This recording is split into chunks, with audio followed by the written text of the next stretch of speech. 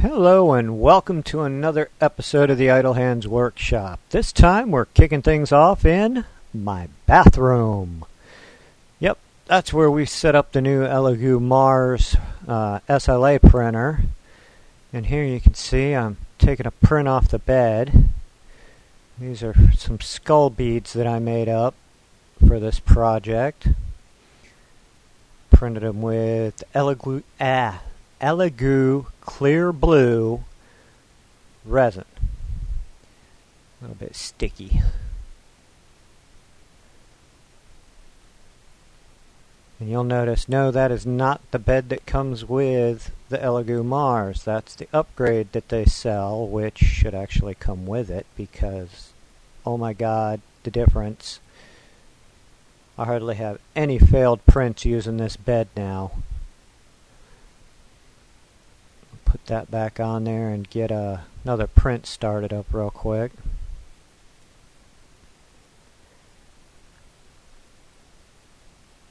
The reason we put it in the bathroom is it stinks. And it's kind of loud. The exhaust fan on that thing is just noisy. But mainly because it stinks. There, the bottle for the clear blue Elegoo.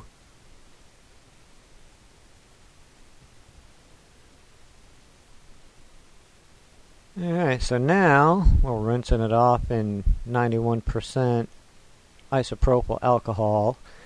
That'll get rid of any uncured resin from the print process there. Get it off my fingers.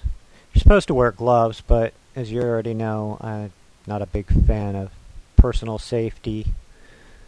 So, it happens. Shake it around.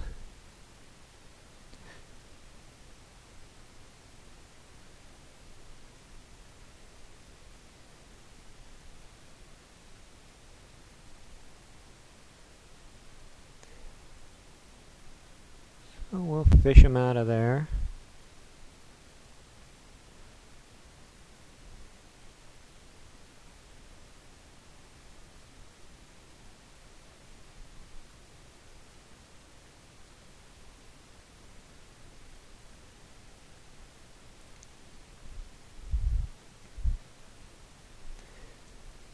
Grab a little towel and give them a quick drying off.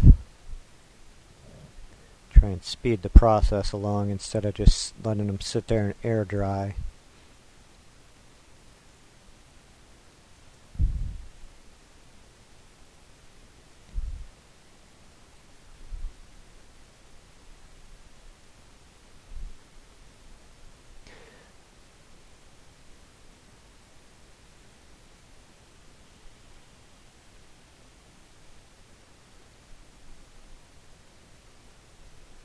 Alright, the next step in this is to fully cure these things.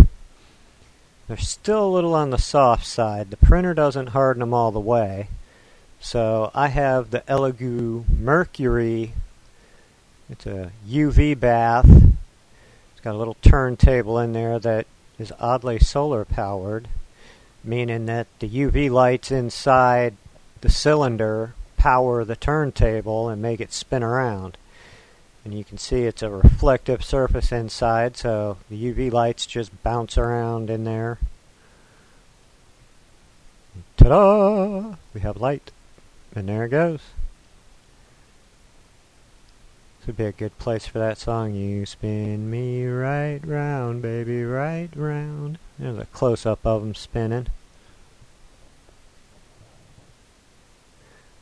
And they just spin around 9.5 minutes. Getting a suntan.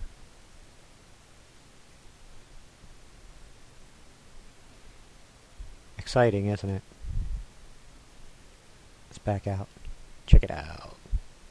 To the left, you'll notice there's a skull there.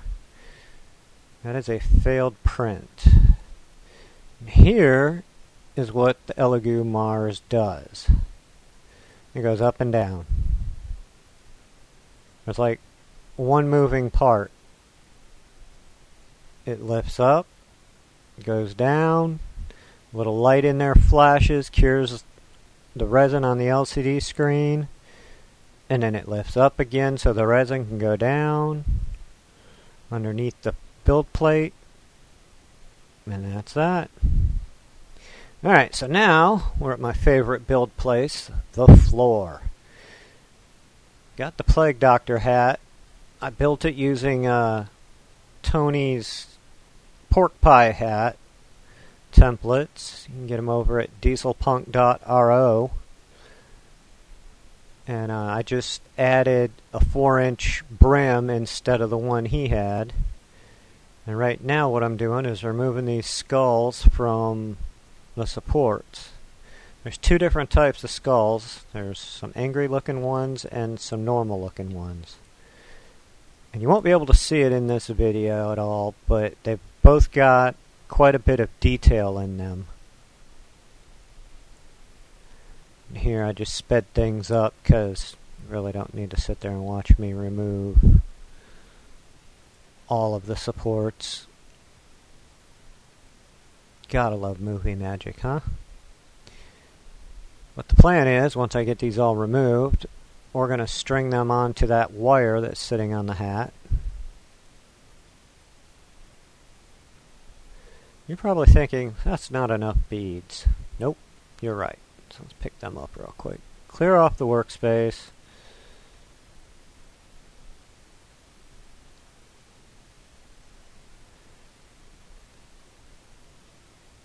And presto magic. Wait for it. Wait for it. Here it comes. Suspense is killing you, isn't it?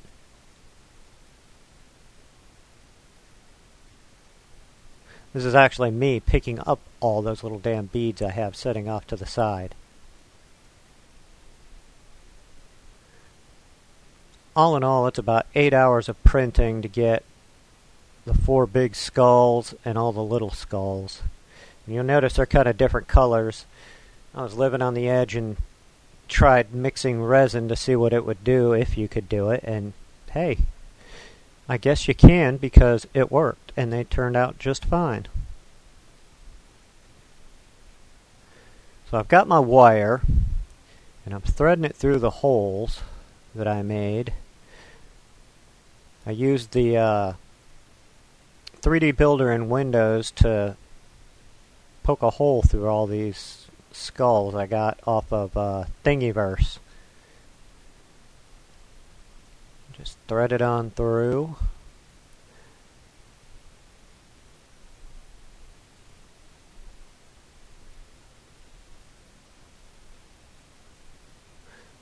This is another exciting part. All those beads have to go on that wire. You might want to get some popcorn, it's going to be a while. If you notice right there where that crow skull has stopped, or raven skull has stopped, there's a little crook in the wire. That is to keep everything from sliding off the other end. I learned that the hard way. So now I'm just sliding the skulls on, alternating angry, happy, angry, happy. Although, I don't know why you'd have a happy skull.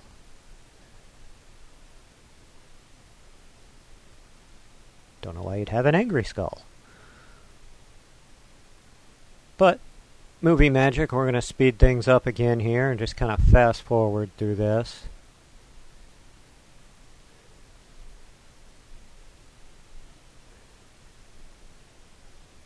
Make sure I get it right. I think I figured about 10 beads in between each raven skull. And now comes the hard part. This actually gave me some problems getting it joined together to where it would stay. And what I ended up doing was feeding the wire, doubling it through a bead, and then super gluing it. And it worked. It ended up catching and staying just fine.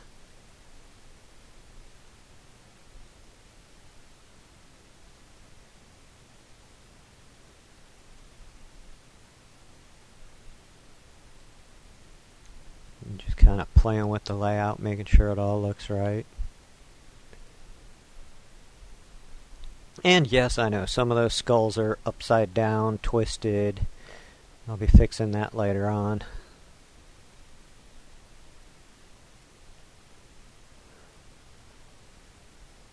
What I'm doing is just locking some of those skulls in place, which I end up going through later on and doing over the whole thing. Another exciting moment in my life. Because there's 44 little skulls there that all get glued together.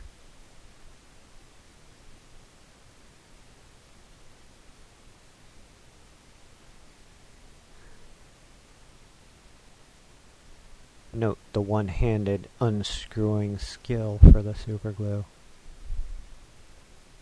Should be a little thing that pops up on the screen that says achievement unlocked.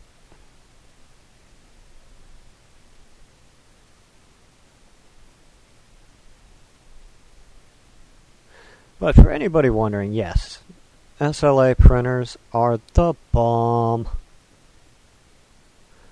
I'm actually even contemplating selling off my FDM printers.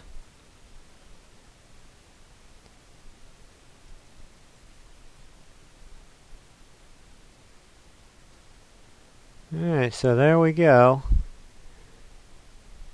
Got it all put together.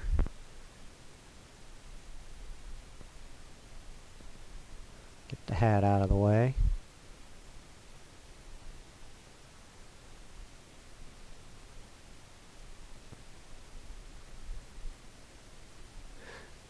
Next step is going to be to paint this. I think I'm going to go through and lock a few more of those in.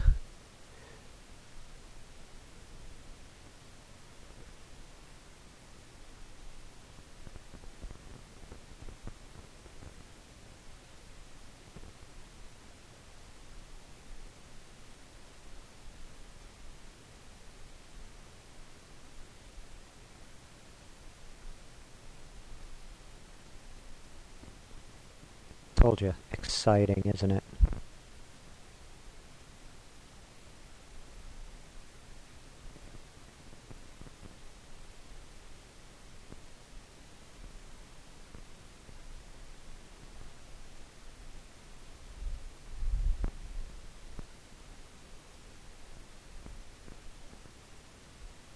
I actually think I've got some of the extra beads you see sitting there. And sitting on my desk at the moment, I've got a couple of extra raven skulls, so I think I'm going to make some accessories to go with the costume as well. Because this is going to be a whole head-to-toe costume for Halloween cosplay, bubonic plagues, sales at Walmart, you know, whatever. So, just hitting it with some regular primer. Another cool thing about the SLA printers is you do not need to use gap filling primer. The layer lines on these prints are like non-existent. There's like no finishing really needed at all. And instead of showing you all the printing and, you know, breaking down the camera and going outside with it, this is the next coat that's going on. Rust-Oleum, I think it's Coyote Tan Camouflage or whatever the hell that is. And here we are with everything dry. Now it just looks like brown. So we're going to hit it with some folk art or apple barrel ivory paint. Instead of just painting it on there, we're going to dry brush. A technique I learned like eons ago for miniatures to help make the detail pop out. And what it does, it catches the highlights and will leave the underlying areas the darker brown. So get you a towel, get your nice wide paintbrush, get some paint on it, brush it till there's almost no paint left on it, and start going over things. And you can start to see how the lines pop out on it.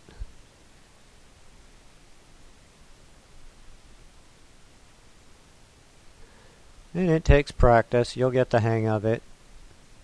It's not an exact science. And you really can't screw it up.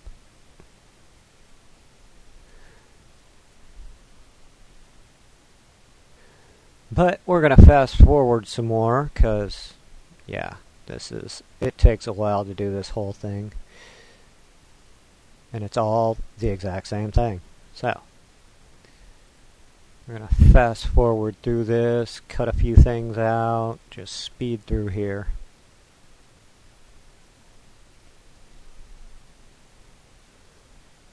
Trying to take what would be an hour video and make it less than 20 minutes. Which I think I did manage to pull off. And this is also where I wish I had locked more of the beads in place before starting the painting process.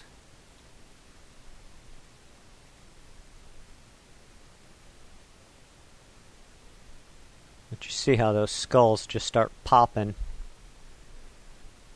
Eyes stay dark and the brows and everything starts to catch the ivory color. So there you can see I got that one section done. Move on to the rest of it.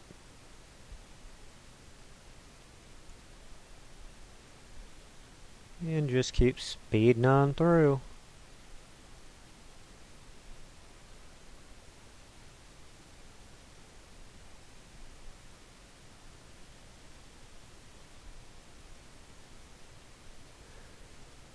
Give you an idea of the difference. And here it is, we've got the whole thing dry brushed, put on the hat. And the next thing I'm going to do is go over the whole thing with some Rust-Oleum white. I didn't know Rust-Oleum had made little bottles of paint like that, but apparently they did, and I bought some at some point, and that's what I'm using, because that's all I had. And what that's going to do is just make it pop even more. I'm just giving it a really light dry brushing over the whole thing to catch some of the highest points. Just going to fast forward through this because it's the exact same process as I did with the ivory, just with white.